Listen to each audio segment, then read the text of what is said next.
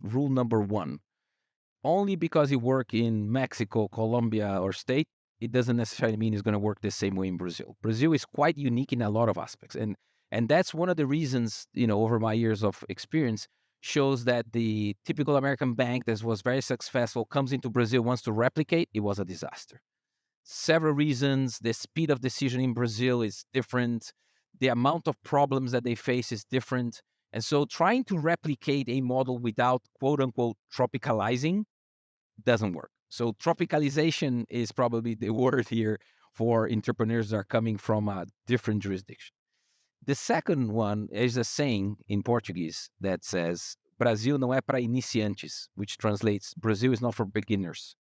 In other words, although it has a huge opportunity, it is a complex country. Complex in the sense that it's a poor country, but the banking sector is extremely sophisticated. It doesn't really match. You get impressed to say, how can it be such a poor country and have this overdeveloped banking payment sector? So that's also something that the entrepreneurs think, oh, I found a solution that is great, but in Brazil, everyone is doing already. So that also, the person has to be mindful. So this means that a lot of planning is required in Brazil. Planning to understand really the market, planning to understand how the users are. They are different than other jurisdictions. And mostly is regulatory tax. It is a complex country, especially on tax.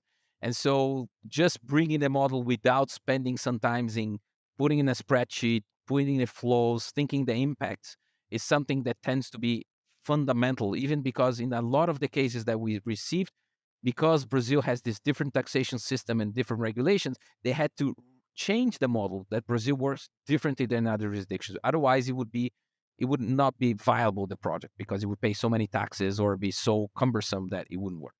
So that's probably the most important thing that we tell the entrepreneurs and saying, great idea, but let's sit down with the tax guys. Let's go over step by step, because in the details, you will realize that you have to change the way you operate.